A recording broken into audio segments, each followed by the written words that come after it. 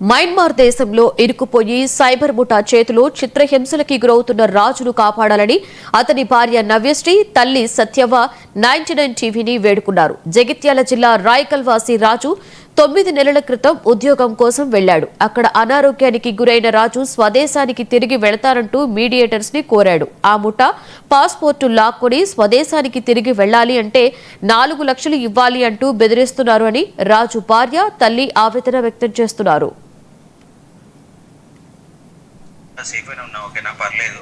ఇంకొక 1 week 10 days పట్టచ్చు ఓకేనా. టెన్షన్ అయితే తీసుకోకూడదు. ఫోన్ లేదు నాది, అక్కడ లోపల ఉన్నది. నేను బయటకు రాగానే నాకు ఫోన్ చేతికి వచ్చి నేను కాల్ చేస్తాను ఓకేనా. మంచిగా ఉంటాను, టెన్షన్ అయితే తీసుకోకూడదు ఓకేనా. ఇది వేరేలో ఫోను, మళ్ళీ దీనికి మళ్ళీ కాల్ కానీ మెసేజ్ కానీ ఏం చేయకూడదు ఓకేనా. అసలుకి నా పేరు సత్యమ్మ. నా కొడుకు రాజు పోయి మత్తు రోజులాయే, ఇప్పుడు 5-6 నెలలు అవుతుంది. 5-6 నెలల నుంచి మత్తు 3 లక్షల రూపాయలు ఖర్చు పెట్టుకొని తోలేసినాం. దేశం పోతుందంటే తోలేసినాం, కానీ ఏం దేశం అని నా కొడుకు చెప్పలేడు. పోయినాక బాగా పనులు చెప్పిండ్రట, బగ్గ టార్చర్ జరిగిందట. అన్నం సరిగా లేదట, పని ఏమో బగ్గ చేయించుకున్నాడు. అన్నం తిను లేదు. ఒక్క నెల 15 రోజులకు 1 నెల జీతం ఒక 50,000 పంపించిండు. ఇక 50,000 పంపించిందంటే ఆరోగ్యం మంచి లేదనుకుంటా దవాఖానలోనే ఉన్నాడు. ఆ దవాఖానలోనే 20-30 వేలు అయినాయట.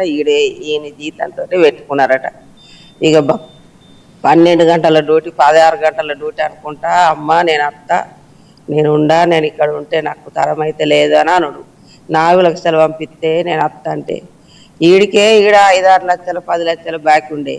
ఇంకా మళ్ళీ 4 లక్షలు అంటే నేను ఏడికెళ్ళి తేవాలా?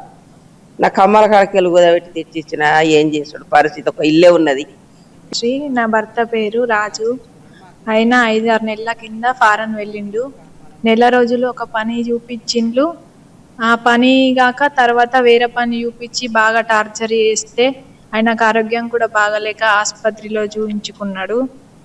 ఆయన బాగా ఇబ్బంది అయ్యి వస్తా అని అంటే ఇక్కడికి వచ్చిన తర్వాత నా శవం కూడా వస్తుందో రాదో అని మాట్లాడిండు. 4 లక్షలు పంపిస్తే వాళ్ళు రిటర్న్ పంపిస్తానని చెప్పిండ్లు.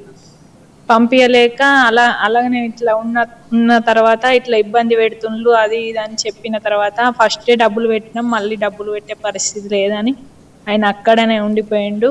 ఇప్పుడు ఎలాగైనా వేసి నెల రోజుల నుంచి మాట్లాడట్లేదు. ఫోన్ కాంట్రాక్ట్కి లేదు.